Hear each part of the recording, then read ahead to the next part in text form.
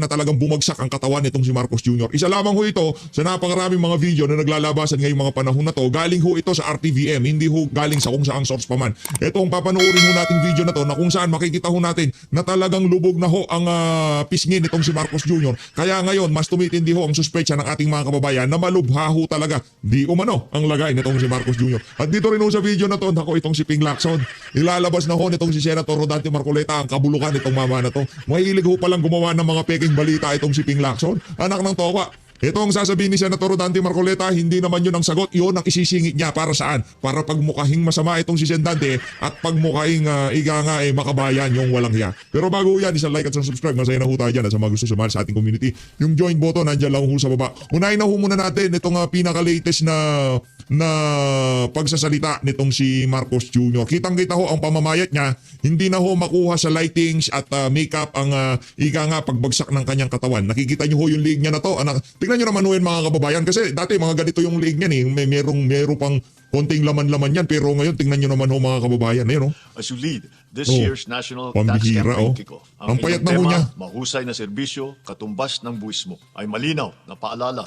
Ang payat na ho ni Marcos Jr. Ito pa ho, ito ang pinaka-latest na video nitong si Marcos Jr. o speech niya sa publiko na kung saan marami hong nakapansin sa kanyang pamamayat. Panoorin ho natin to. And I thank you very much for the good news that you have brought. Bakit ho natin ipinapakita itong dalawang video na to na nakuhanan sa kaparehong araw, magkaparehong araw, para ho kayo na humusga kung naangguluhan lang ba yung video na yan kaya nagmukhang payatot itong si Marcos Jr. o talaga bumagsak ho ang kanyang katawan mula nung inanunsyo nila na nagkaroon ho siya ng sakit sa bituka. Di ba? Oh. About the flights going to Cebu. BP Sara, maganda ka, ready ka. BP Sara, mag-ready. BP, mag-ready ka. Kasi base sa ating nakikita ano mang oras sa mga susunod na ban, baka hindi ho natin alam kasi line of succession talaga. Kaya nandiyan si BP Sara para kung sakaling merong hindi magandang mangyari dito sa bangag na to, kailangan maisulpak natin kaagad siya, di ba? And I hope that it will be the beginning of more interactions and people-to-people exchange between China and the Philippines. The excellencies of the diplomatic corps, the members of the cabinet who are here present with us, the Federation of Filipino-Chinese Chamber for Commerce and Industry Incorporated, President Victor Lim, and of course, the First Lady, Luisa Renata Marcos, and our beloved donors for the China Revitalization Phase 2 project. Distinguished guests, ladies and gentlemen, good evening. Today, I'm excited to join you all in this historic district of Binondo for the second phase of the Chinatown Revitalization Project. Binondo, founded in 1594, is described as the world's oldest Chinatown. Na nga mga kababayan, siguro ang ating mga kababayan nakikita ng kaibahan. Hindi ho tayo nagpapakalat ng kung ano pa mga balita dito. Ang sinasabi ho natin dito mga kababayan, karapatan natin mga Pilipino na malaman kung ano nga ba ang lagay ng presidente. Nung panahon ni dating Pangulong Rodrigo Duterte, tumataba siya, ang lakas niya kumain, mayat maya nasa television siya, nag-i-speech siya, di ba? Talagang napaka hectic ng schedule niya. Ito madalang na nga lang lumabas di ba? Pero ang dami pa rin nagtatanong ng mga panahon na yon doon sa medical bulletin nitong si dating Pangulong Rodrigo Duterte. Itong kay Marcos Jr., ewan ho natin bakit ayaw ho nilang maglabas ng medical bulletin para ika nga kahit papaano, yung mga nagre-ready, hindi na sila mag-ready kung okay lang ang lagay nitong si Bangag, di ba? Ngayon, kung hindi okay, para malaman din ang sambayan ng Pilipino at para maianda na rin namin yung Bible na panunumpaan nitong si Biblia. Kaya ako hahawak nun. BP ha, please. PH update may hawak doon sa dun sa Bible, no? Wag manunumpa si BP Sara, nakalagay yung kamay niya na gano'n, palakpakan mo tayo dyan. Sino na mga excited ha? Sino na excited sa mga kasama natin dito sa PH update? Na makakita yung mga tagpo na yan na manunumpa. Itong si Vice President Sara Duterte sa ika nga doon sa taas ng Biblia at sa watawat ng Pilipinas, di ba? Napaka yung mga symbolism naantindi ho, no? Kamay dito, talagang wala kang kawala pero pagkabangag ka, wala naman silang alam, kumbaga, wala naman sila sa katinoan ng ginagawa nila yung mga ritual na yun Dito na ho tayo kay Senator Rodante Marcoleta, palakpakan ho muna natin. Ibubulgar na ho ni Sendante yung mga kabuktutang ginawa nitong si Ping Lacson doon sa pag-i-splice niya ng mga video na kung saan pinagmumukha niya ho traidor itong si Senator Rodante Marcoleta. Siyempre, hindi ho tayo sasalansan dyan. Wala nang mas lulupit pang lulupit pa sa pagsalansan maliban dito kay Senator Rodante Marcoleta. Yun. Tayo, transparent tayo eh. Yeah. At sinasabi natin dito puro totoo. Panliligaw. Yun. Yan ang patakaran ng istasyon na ito. Bang sa ganun ng Hindi pamilya. kagaya ng senador na binanggit natin kanina, yung tanong ko, kinuha niya sa ibang sagot. Pinaglalaban niya at pagkatapos papasok siya, parang akala mo siyang national hero. Mamaya, i-discuss natin. Alam mo kung bakit nila ina-avoid ng coordinates? Hindi nila talaga kayang gawin ito eh. Ganun ho. Talagang imposible gawin, ano? Eh samantalang hindi naman siyang gagawa. Ang NAMRIA ang gagawa niyan eh. Eh di tulungan natin ang NAMRIA. Pagtulong-tulungan natin, ilaban ang saganang natin. Kung mahirap, hindi baling mahirap, pero tangkain natin, kagaya ng ginawa ng Mauricio, sinasabi ko sa iyo. Opo. Kinuha nila yung parte ng ISIS para makapag-declare sila ng Chagos Archipelago. Ang Brazil, in-include nila yung St. Peter at saka yung St. Paul, taking part of the high seas. Iniintay nila kung may mag-object. Fortunately, walang nag-object.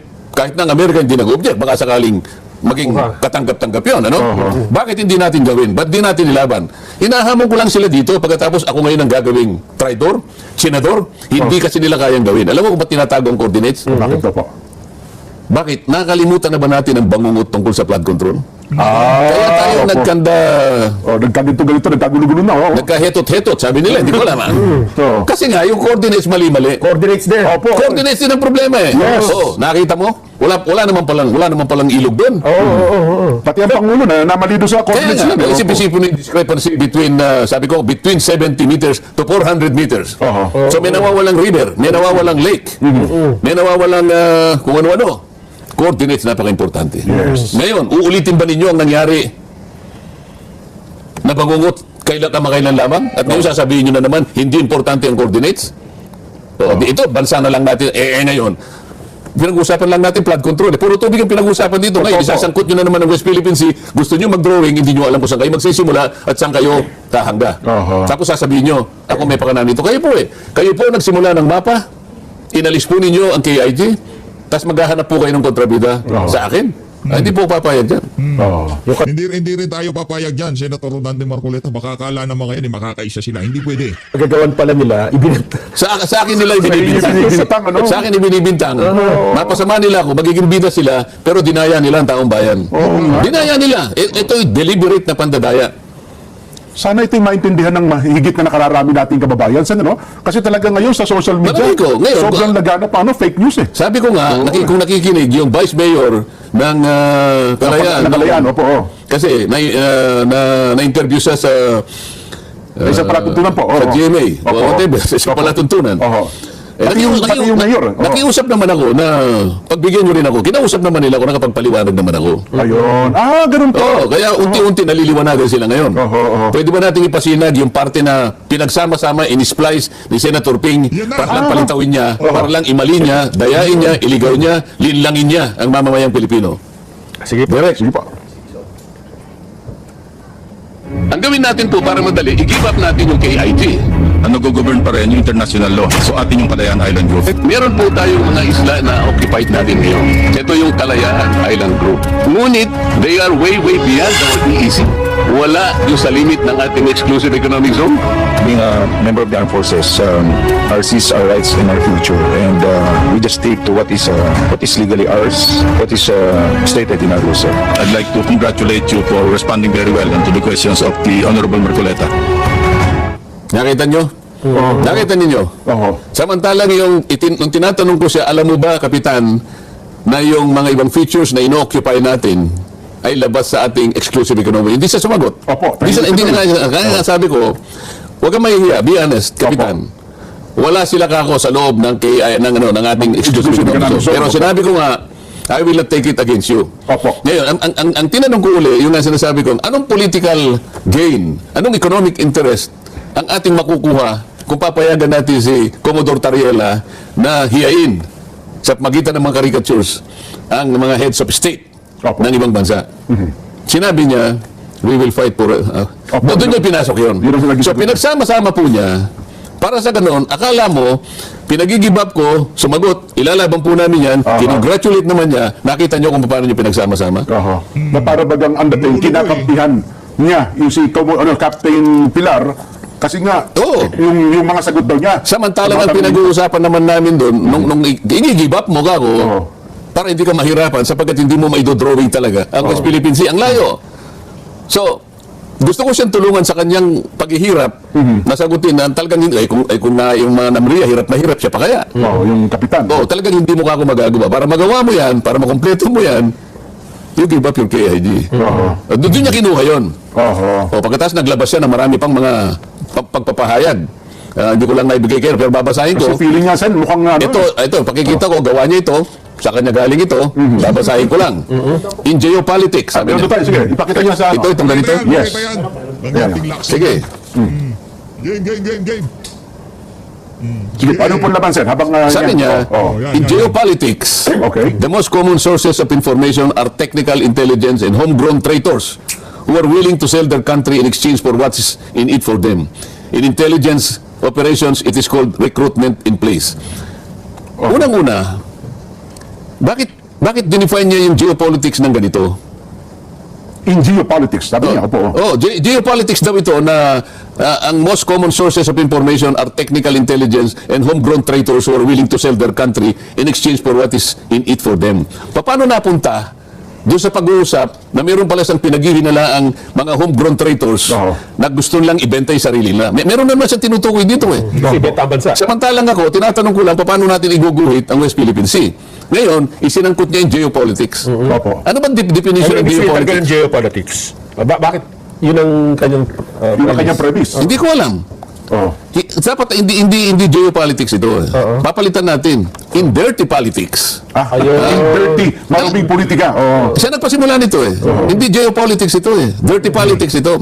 Kasi ang geopolitics is a study of how geographical factors such as location, natural resources, climate, and topography influence international politics, foreign policy, and power relationship between nations. Yun ang geopolitics. Ang layo naman, i-define niya sa pagkuha ng mga impormasyon, nag-i-involve ng mga traitors, homegrown traitors, ewan ko kung sino na naman ang kanyang tinutukoy. Natutungkulan na naman siya. Mahilig sa Mahilig sila sa pagpaparinig. Mahilig sa parinig sa yan. ganito eh. Mahilig siya sa paggawa ng ganito. So, dinipan niya yung geopolitics sa kanyang sariling imahinasyon. Nakialam na naman siya sa debate namin na sana matuloy na. Gumawa na naman siya ito. Nandiyan ba sa ating screen yan? Yan. Ang dami niyang pinakikialaman na hindi naman siya kasangkot. Eh pala eh. Wala kasi siyang wala kasing ika nga wala kasing gusto makipaglaro sa kanya. Hoy, Pinky ha. Wala gusto makipaglaro sa kanya. Ayan. Alam mo sinasabi niya rito? Lacson, debate on Calayan Islands may affect Pag-asa Islands residents. Ano yun naman? Maapektuhan ba yung mga residente ng Pag-asa? Talagang ginugulo niya, tinatakot niya.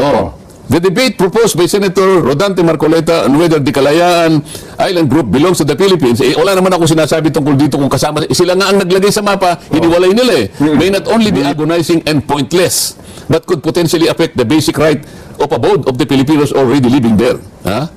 Lacson thus appealed to retired Supreme Court Justice Antonio Carpio, University of the Philippines Professor, Attorney Batong Bakal, to spare Filipinos from such debate. Parang nagmamalasakit siya, ha? May dahil ng pagmamalasakit, ha? Ang daming pagsasawsaw na hindi ko maintindihan. Anong balak mo ba rito? Kaya nga tanong ko sa inyo kanina, Okay.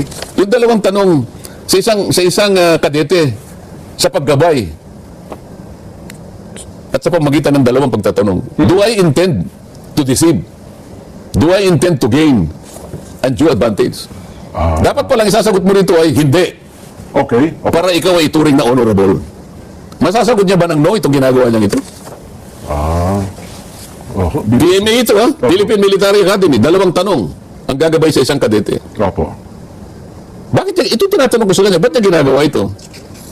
Ito pa sa Twitter, X. Balagpalakpakan natin to si Senator Rodante Marcoleta. Napapanahon na siguro talagang kailangan na yan. An earnest appeal to Justice Antonio Carpio at Attorney J. Batong Bakal. Let's spare our country, especially our kababayans from Barangay Pag-asa, KIG, Palawan, from the agony of another pointless debate that might put into question their basic right of abode. Paano ayaw ba niya na malaman nila na puro mali ang kanilang pinagsasabi? Ito yung kaniyang gustong pagtakpan eh. Ang dami niyang gustong pagtakpan. Baka magkakahalata. Bakit hindi bigyan niya ng malaking pagpapahalaga kung paano niya gagawan ng ending yung Blue Ribbon Committee na hanggang ngayon yung kanyang draft hindi maliwanag, paiba-iba, hindi malaman kung saan tutungo. Aha. Ano bang ginagawa niya? Ito ba'y para panabuin ang issue ng flood control? Doon pa lang ito yung hinahanap sa iyo ng tao. Dito ka hinahanapan ng output. Ninakaw, nilimas ang kababayan. Pero pa iba-ibang pinatutungkulan. Sabi niya, i-charge natin si ganito. Ngayon, hindi na natin i-charge naman. Ano ba talaga? Saan ba talaga patutungo ito? So, imbes na ito ang bigyan niya ng focus, ng attention. pinaka-focus ng attention sapagkat itong kailangan ayusin mo, naghihintay ang milyon-milyong kababayan mo. Dahil ikaw ang chairman yan. Yan. Pagkatapos pupunta ka na naman dito, pati yung pagliliwanag sana, para ngayon ay mapag-usapan ang lahat ng issue, may kinalaman sa masalimut na issue na yan, sasabihin mo naman, huwag ka na kayo. It's about time na kailangan na ko talaga mapag-usapan yung issue ng West Philippine Sea na yan.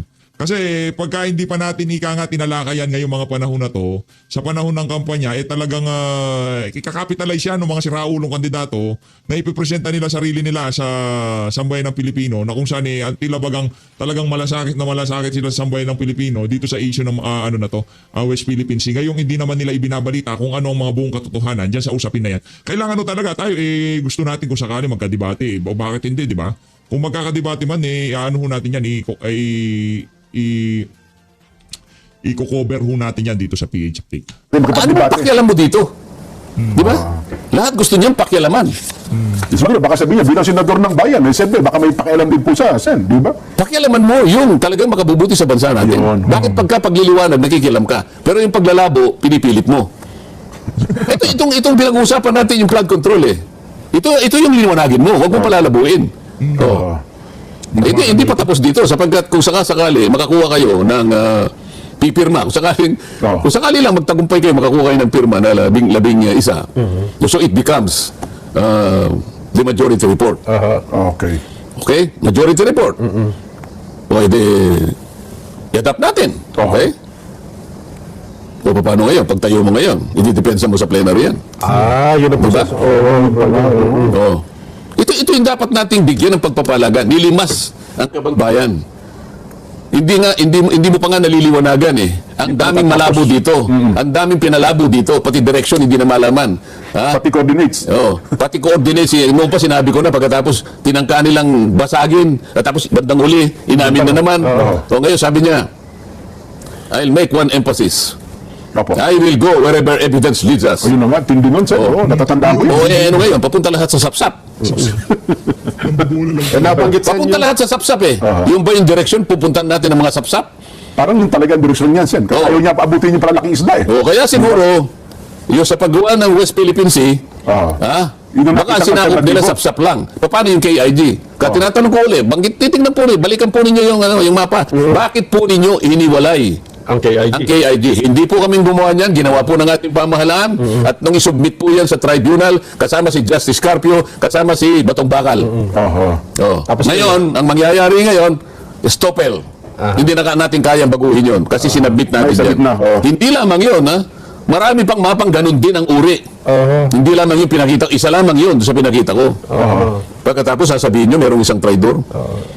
Tapos ka lang sasabihin, hindi nagsasalitang hindi teritoryo ng Pilipinas ang KIG. Pagkatapos sa akin yung sasabihin, Parang ipinimigay niyo raw ang KIG. pagkatapos hahamunin pa ako sa sinabi kong whether or not the KIG is part, kayo nga ang nauna iniwalay nga ninyo Pero ano pang original version? Alam mo, Sen? kaya hindi ko muna nilabas yan. Ayaw kong kahit papano, siyempre yung gobyerno nagkamali siguro, bakit ganun? Oo nga Pero po. napilitan na rin ako paano, sa akin ipinupukol ang pagkakamali na silang gumawa. Pagkatapos pagtatakpan nila yung kanilang pagkakamali. Huwag ka mag-alala, Justice Carpio. Meron ka pang isang araw tatalakayin namin kung paano mo ipinamigay ang halos 242,000 square nautical miles ng ating territorial sea. Ay, napakalaking bahagi. Mabigat yan Senator Dante Marcoleta, mabigat yan. Yes, to, Sen. Yan ay yung pinaka-ebidensya ng treason. Alam mo kung bakit, Jen? Doon sa kanyang ginawang pagdidesisyon, inakala niya, sige kanya, Desisyon na po niya ito, desisyon niya ito. Ito, maalala niya, sasabihin ko sa kanya, Magaliona Magaliona. versus Ermita. Okay. Pumayag siya sa argumento ng gobyerno na paliitin na lang natin ang territorial sea sapagkat makakakuha ng tayo ng ganansya sa ating exclusive economic zone. Lumaki nga, sa palagay niya, ang exclusive economic zone, ipinamigay niya yung 242,000 square nautical miles. territorial sea yun dyan. Ibig sabihin, parte ng ating territory. Yes, sir. Yung maritime rights, limited lang yun. Limited Economic lang yun. rights lang yun. Oo. I charge him treason for this. Kailangan malaman mo na, Justice Carpio, kung nakikinig ka. Territorial rights po yun. Kasi sa ibang bansa, pag pumasok Ayun sa nga, ibang kaya bansa, ayaw nilang diba? makipagdebate kasi sasabihin ko lahat ito eh. Hindi naman makikipagdebate yan, Sen. Hindi, makikipagdebate yan, pilitin nyo. Hindi, sinabi na si may ano na eh, may ano ba? Ito mo, dahil nga sa sinabi ni Ping Lacson Yan. na sinabi niya na geopolitics, ang pagkuha ng impormasyon sa mga traidor, bla bla bla. Gumawa rin ng pagpapahayag. Itong Justice Carpio, sinabi niya, I intend to revise. Sabi niya, sana ma-revise natin ang Foreign Service Act sa DZBB. Interview siya. Ha? Para daw malaman, baka may mga Pilipino na nagsisilbi na foreign agents at binabayaran ng China. So, nasabi na nga natin ng isang araw, nakalimutan niya, yung anak niya nagtuturo sa University of Beijing.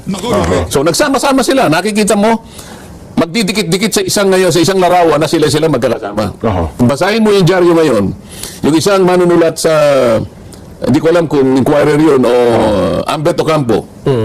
Opo. Isang malapad na dyaryo na lang po. May isang malapad na dyaryo, binabanggit na naman niya yung mga naunang mga mapa na pinagsasaligan ni Justice Carpio na, ayan, sabi niya, hindi kagaya ni Marcoleta na pinamimigay niya. Sabi na naman niya. So, iba, yung narrative nila, gumawa sila ng sariling narrative, sila. Opo. At pagkatapos, merong isang opisyal ng relihiyon.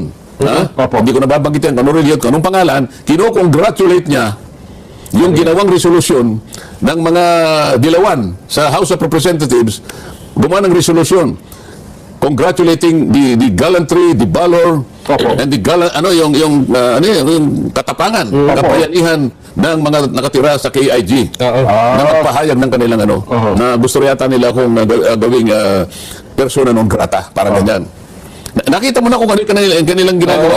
Kaya Gumagawa na sila ng pelikula. Opo. Kaya si Commodore Tariela, gusto niya akong hilain papunta ron para hiyain nila ako, di ba? Nakikita niyo na kung ano yung kanilang gusto mangyari. Kailangan po malaman ninyo, mga kababayan, kung ano po ang buktot na hangarin ng mga tao sa likod ng gumagawa ng isang naratibo. Pero ang batayan po nito ay panlilin lang sa inyo, panliligaw, pandaraya sa sambayan ng Pilipino. Ayun. Pero teka lang, Sen, doon sa punto ng debate, binabanggit mo kayo na ano ba ang importansya at kung halimbawa magkakaroon kayo ng paliwanagan, kasi sabi, may nakikita akong usapan, binigyan na nga niya kayong dalawang specific na topic, gusto niyo naman na niya, broad, walang topic, baka lalo tayo magkagulo doon, walang paksang pag-uusapan, kasi West Philippines nga lang eh. Yun, Paano nyo i-drawing? Kao lang. Dinrawing nyo kasi, hindi nyo sinama. Kaya nga inunahan ko na eh. Kasi baka sabihin niya, hindi, gusto namin yun. Bakit ganyan ang drawing na pinadala nyo sa tribunal?